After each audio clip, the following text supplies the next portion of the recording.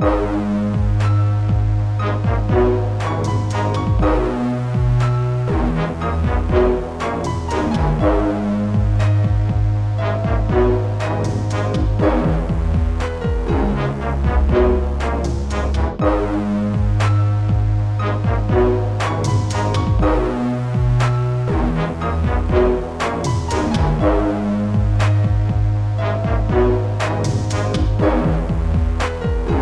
age of wonder.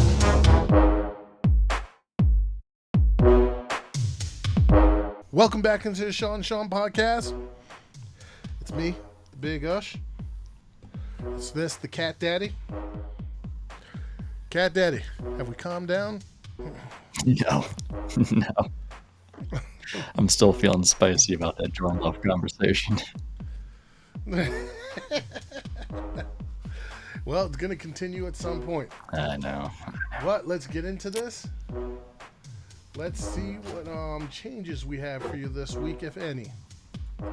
So, Cat Daddy, let's start with your offensive players of the year. All right. Number one, still Tom Brady.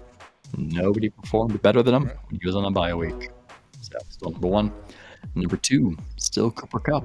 He was held out of the end zone this weekend, but he still corralled 11 for 95 yards. Still leads the league in receptions, yardage, on pace to break Megatron's single-season record, 16 or 17 games. And then my number three, very tempting to keep Derrick Henry in that number three spot because not many people have been performing to that level, but I figure sooner or later I've got to replace him. So I'm going to pull the Band-Aid off now. I'm going to replace him with Lamar Jackson. All right, here's the thing. Mine has changed, but not much. And you guys come after me if you want. Ush Elliott on my Twitter, Instagram, wherever. Get at me. All right, so Tom Brady's my number one. Cooper Kupp's my number two. And Dak fell to number three. There was no performances that I felt pushed Dak out of the number three spot. I thought about Lamar, but Lamar's performance wasn't that great either, even in a win. All right, next up, we got Defensive Player of the Year. How's yours changed? All right, so I have shifting going on. Number one is now TJ Watts. He now trails Myles Garrett by half a sack, and he's played 2 less games. He is wrecking the game defensively, so it's really showing that contract extension that he got, absolutely worth it. Number two, Myles Garrett falls. He's still performing well, but TJ Watt just taking an extra step. And number three for me is not Trayvon Diggs. Trayvon Diggs has dropped out for me. You know, we figure it's really hard for a defensive back to win this award. So, no interceptions over the past 2 weeks, and he's charged with giving up touchdowns the past 3 weeks, whether it's actually been his fault or not. He is charged with those. But enter Aaron Donald, who is quietly turning in a very consistent and productive season. All right, so mine has changed also. Top two is still the same. I'm sorry, I still got Myles Garrett number one. He means a whole lot to that Cleveland defense. TJ Watt, close number two. But my number three is not Trayvon. He had by far his worst game this past week. Now, that doesn't mean Trayvon can't get back in there. But taking his place is quite possibly the best defensive back. Because I don't just want to pigeonhole him at corner or safety or whatever. And that's Jalen Ramsey. Jalen Ramsey has had, quietly, believe it or not, some pretty darn spectacular games. Next up, offensive rookie. Any changes?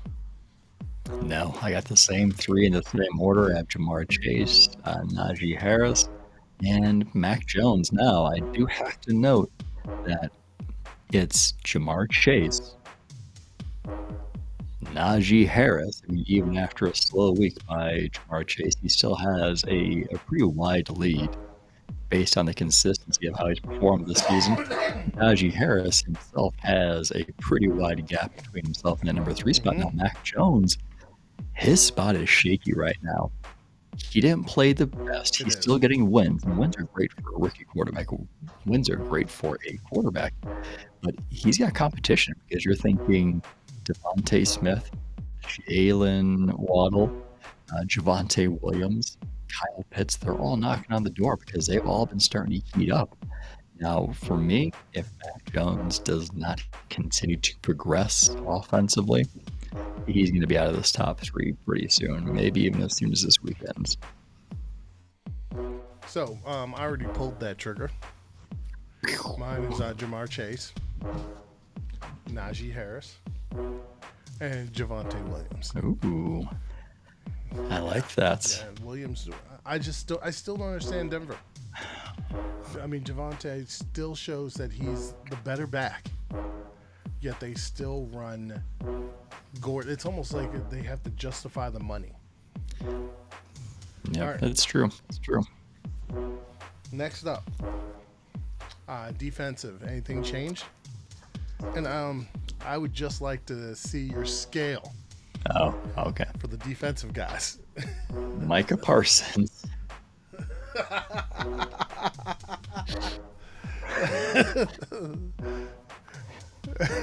Odafe away. And then we got somewhere down number 3. Now, Micah Parsons has continued to perform consistently well this season, so he's definitely separated himself.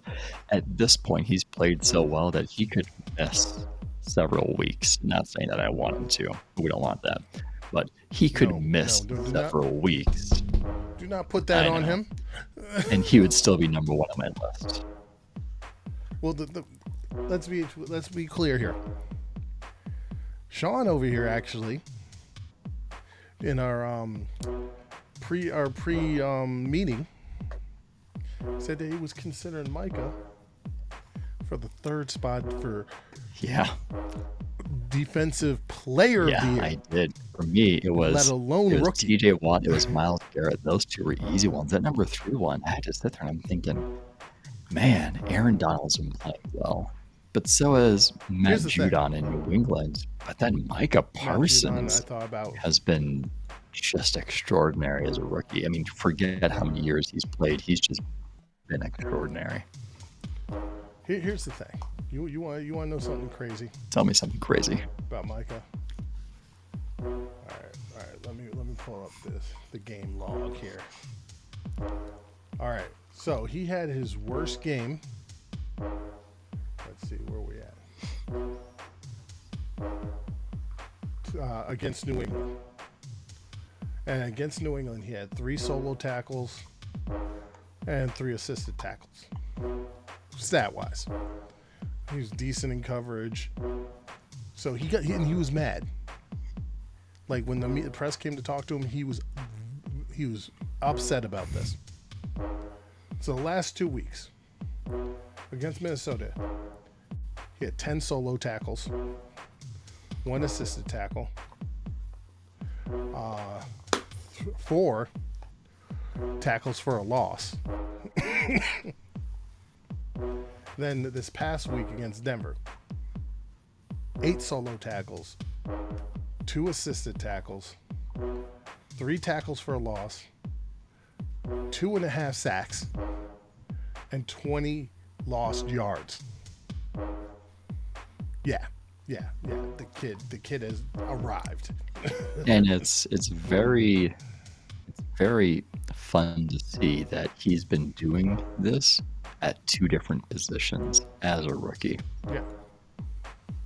That just makes it all better. All right, next up. And you say 2, but technically it's any of those front 7 positions. He's played end, he's played tackle, he's played middle linebacker, he's played weak side, he's played strong side. Does not matter. All right, next up, coaches on the hot seat. And I think we got a little change up here. Sean, who's your coaches on the hot seat? All right, so now our first one is the same as last week. Matt Nagy. His coaching has done nothing to inspire any confidence in me, and I'm looking at this objectively as a football fan. I'm not factoring in I'm a Packer fan, he's a Bear coach. It's not as petty as that. It's just simply he's got a very valuable asset in Justin Fields, and he doesn't know how to use them. He doesn't make the adjustments quick enough, and I don't get it. I don't get it. You're not letting Justin Fields do Justin Fields things, and you need to. I got a lot of buddies who are Bears fans. I've been telling them this for 2 years that Matt Nagy's not the guy. But go ahead. Who's your next guy? And this is where it starts to get spicy. Okay. Number 2, Mike Zimmer, Minnesota head coach. And this is where we have a conversation. Minnesota is currently 3-5 in the season. They are 2-5 in one-score games. 5 of their games have come down to the final play, and they've lost 3 of them. That's poor coaching. Which is why I don't think he should be on his list. Poor coaching. I disagree to an extent. I mean, the bounce of the ball, it's a tricky thing. And yeah, this could be poor coaching, but also it could be, a personnel issue. There could have been anything that happened here. It just reminds me a lot of Anthony Lynn last season with the Chargers, not being able to win the games late, not being able to win them when it came down to that final possession, that final play. Right, but the difference here is Mike Zimmer isn't having those truly embarrassing clock management or game management situations. Yeah, but yes. Have they made mistakes? There's plenty I can point out, but you have to actually look into it to point out. With the Chargers, they were glaring where even the most casual football fan was, what the hell are they doing? You know what I'm saying? Yeah, I mean, Mike Zimmer overall has been a good head coach. He's been good, but what have his teams done? He hasn't been getting Minnesota to the playoffs or even deep to the playoffs. He's been Minnesota's coach for, I think this is 8th season. Yeah, They've only gone to the playoffs 3 times. And they've gone deep? What do you mean? What do you consider deep? Championship game? And they've been there. Okay.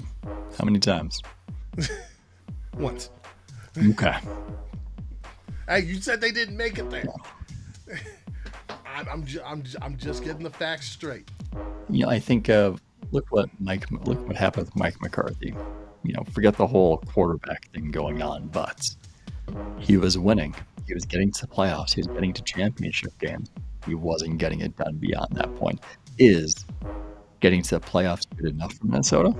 Is getting 1 win in the playoffs good enough for Minnesota? Here's the thing, though. At the same time, all right, with Mike McCarthy, I that was different. He was the scapegoat for Ted Thompson, let's be honest. And Aaron Rodgers had issues because he's Aaron Rodgers. As good of a quarterback as Aaron Rodgers is, he can be kind of a temperamental guy. On the other flip side here, in terms of Zimmer, this team is always competitive. Now, note, if he was to get let go, I'd understand it. I wouldn't agree with it, but I would understand it. The issue with the Vikings, I think, boils down to a certain position. You know which position it is. You know how I feel about that particular position. But, for example, let's bring up the Chargers, because this is your exact point here. Years ago, what was it? The GM was AJ Brown, and the coach was my guy. Come on, get the name. The name is escaping me. How far back we thinking? LT, Drew Brees, Schottenheimer? Amari Schottenheimer. So Amari Schottenheimer goes 13-3. His star running back isn't playing. His quarterback plays on a torn ACL, or was it MCL, whatever, sprained or whatever. Doesn't matter. They have a fluke situation where they get an interception, and then the guy who intercepted it fumbles. And then the Patriots go on to win that game. And Mari gets fired. And then all of a sudden they bring in Nerve Turner. And what happened to the team after that? Just saying. Yeah. Just saying. The grass is not always Hey, greener. I'm not saying if Mike Zimmer were to get let go, I think he would be able to find another head coaching position. I don't think there'd be any problem with that. Yeah. I think he is a good head coach. I don't think the environment is the right one in Minnesota. They're just All right. Now moving on to told you it's somebody going to get spicy. Told you. that I agree a little bit more with. We are in the minority of opinion with this particular head coach. We Go ahead, sure Sean. are, man. All right, buckle up, brace yourselves, put your seatbelt on, make sure your cup's on the counter. We got Kyle Shanahan. What's he done? Outside Other of than go to the outside Super of Bowl? I get it. He a went to the Super Bowl. 13-3 season where he rode the defense to a Super Bowl because he had Jimmy Garoppolo as a quarterback. Outside of that, I believe Matt Nagy's record is actually better than his. And Not to mention, what Doug Peterson won the Super Bowl, and he got let go. well, yeah, there's a little bit more to that one. I'm just saying. Yeah. And he could claim his quarterback was injured. Kyle Shanahan is in his 5th year as San Francisco head coach. He's on pace to have his 4th losing season. You Agreed. keep Jimmy Garoppolo because you think he gives you the best chance to make the playoffs, which is Since when? fantastic. But this season, San Francisco has only beaten Detroit, Philadelphia, and Chicago. You just lost to Colt McCoy. Cardinals. There are no playoffs for you this season. Well, I mean, they've paid the wrong players. They've traded the wrong players. How much of that is not John cared about the Lynch? cornerback situation? How much of that is Kyle Shanahan in Oh. John Lynch's ear Oh. making those trades? Or drafting Reuben Foster Oh, and Salmon Thomas. well, Solomon What? Tyus. Remember when that draft happened and they're like, oh, Salmon Thomas, Reuben Foster, geniuses. Hey, That's if all it it's works about. out, they'd look like geniuses now. The only reason we criticize them is it didn't work out. Now, you had red flags with It Reuben did not. Foster, but you had a second first-round pick at the very end. Could it have gone better? Yeah. Could you have taken a When you- safer pick? Yeah. Am I mad at the risk they took with that pick? No, I think I wasn't When too you bad whiff, with that. when you whiff, Solomon Thomas. It's a good thing they got picks from the Bears for that one. That softens the blow on no, that I'm just pick. saying, when you whiff on the defensive tackle in the top 5, it's one thing for the Bears to whiff on the QB. That's gonna happen. But when you whiff on a defensive tackle in the top 5 or defensive end, nobody knows what Salmon Thomas is. All right. Anyways, moving on. We'll get mine. Matt Nagy's my number one. If you listen to the pod, you know how I feel about Matt Nagy. You know, this guy outsmarts himself week in, week out. Joe Judge is my number two. I understand the Giants won, but he still has not been good at his job. You are not Belichick. Get a new wardrobe. And then number three, I'm going with Ron Rivera. Ron Rivera was supposed to come to the Washington football team, and they were supposed to be amazing. This defense was supposed to be spectacular because he was bringing his defensive mind, and with all the players that they have, they were supposed to, not have to worry about the quarterback position because they were bringing in veterans. It hasn't really worked out that way. So, Ron, you on my list. I'm not even mad at that one. All right. Yeah. Next up, let's go quickly with our top and bottoms. So I'll go first mine. My ones are Green Bay is my number one team. They beat Arizona without wide receivers. So and they held KC to 13 points. This defense is really good actually. And that offense, when Aaron Rodgers is as at center, and he will be the quarterback for the rest of the season after, I think he's going to miss one more game. And then he'll be for the rest of the season. And they'll be on a tear. He's going to be even more mad because of how people have treated him the past couple days. Just fuel for the fire. So, and then my number two team, Tennessee. When your best player goes down, you look even better than you did when he was there. Yeah, you're legit. And then my number three team is Arizona. I mean, when you stomp teams without your quarterback, without your best wild weapon, you're pretty good. All right, then my bottom teams, Detroit. All I gotta say is win a game. Houston. We expected you to be bad, but Tyrod comes back and how many interceptions did he have? And Miami.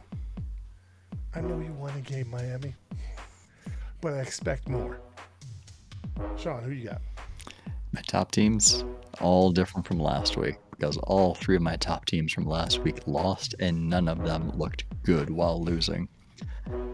Back to number one, Arizona Cardinals. Getting the job done with Colt McCoy. All right. Number two, Tennessee Titans. In the absence of Derrick Henry, the Ryan Tannehill led offense and the defense step.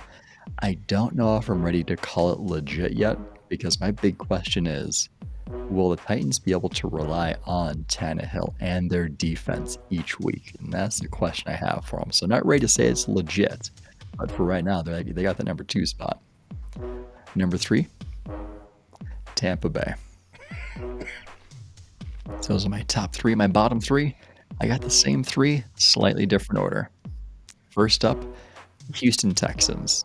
You just lost the Dolphins. Yeah. You're not getting out of my bottom spot. You just lost the Dolphins. The Lions, they're up next. You're still winless. You're 0 in 2021. So win a game. Yeah, at this point, they're not playing strong. They're not playing hard. They're not winning. So you got yourself number two spot. Congratulations. And number three is the Miami Dolphins.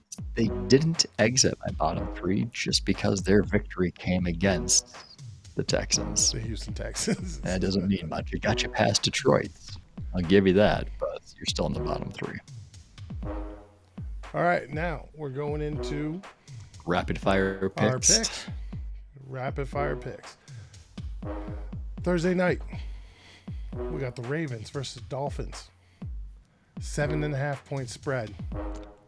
Give me Baltimore all day. I'll take Baltimore with the spread. Yeah.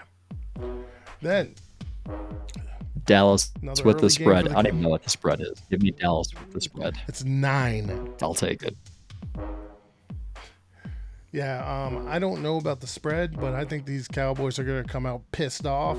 Dan Quinn revenge think, game. Hungry Cowboys. Yeah, Dan. Oh yeah, they're going to be up for Dan, aren't they? Oh no!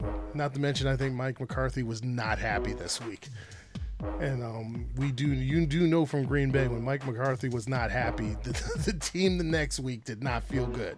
Nope. All right, now we have New Orleans traveling to Tennessee. Tennessee by 3. Give me Tennessee and the spread. Yep, I agree. Jacksonville goes to Indy. Indy by 10.5. I think this is going to be closer than what people think, but Indy. I'm taking Indy, but not the spread. Right. Oh, this game. The Browns travel to Foxborough to face the Patriots. 1.5 point spread, which means it's a pick 'em. Cleveland's. I'm going Patriots. Cleveland's. Ooh, I went Patriots. Baker Mayfield's going to wake up feeling dangerous. All right, this is a fun one. Bills are traveling to New York to face the Jets. 13 point spread. No way the Bills drop another one. Give me this. I'm taking the Bills with the spread. I'm taking the spread. I think they're going to be mad. Lions travel to Pittsburgh. 9 point spread. Give me Pittsburgh, but not the spread. It's in Pittsburgh, so I would take Pittsburgh and the spread. I feel like the Chicago offense was better than the Detroit offense. Ooh. And we saw what TJ Watt in Pittsburgh did to Chicago. I'd take Pittsburgh in the spread. Tampa going to Washington. 9.5 point spread. Give me Tampa, but not the I'll spread. agree with that. Panthers traveling to the desert. 10 point spread. Give me it all. Arizona. Ooh. Darnold, no Darnold. It does not matter. Actually, I think Darnold is going to miss a couple of weeks, so I am going Arizona and the spread. I think it just came out he's missing a couple of weeks. The Minnesota Vikings travel to LA. 2.5 point spread. Chargers. Taking LA. I actually think this one might be closer than 2.5. I could see Minnesota winning this one, but I have the Chargers winning it. The Eagles travel to Denver. 2.5 point spread. Denver's winning this. I think they are. Remember, they're in Denver. I want them to win. If they were in Philly, I want them to I would win. say Philly. I don't know which Teddy Bridgewater is going to show up, nor do I know which Jalen Hurts is going to show up, so I'm going to go Denver. All right, Seattle traveling to the Packers. This game I do not like. Russell might play. Russell. It looks like he's been cleared. I think Russell's going to play. Aaron's the question. Aaron could play. I don't think it's likely. I'm taking the Seattle Seahawks. I'm picking Green Bay, but I don't feel very confident. Mostly because the quarterback situation is unknown. We got KC's traveling to Las Vegas. 2.5 point spread. Guess what? I'm picking KC.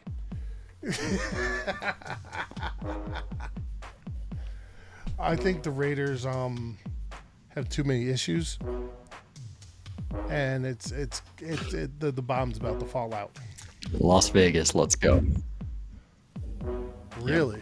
Oh wow. Then we have the Rams traveling to San Francisco. Rams have a 4 point spread. They're gonna obliterate that. Smash the Rams. All right, that's all she wrote for this week. Remember, wash your hair at least once a week. Anything from you, Sean? Wear helmets. I just started learning how to skateboard. Wear a helmet, kids. This man getting up there in years learning how to skate. Whoa. It's perfectly normal for people in their late 30s to start skateboarding, okay? No, it is not.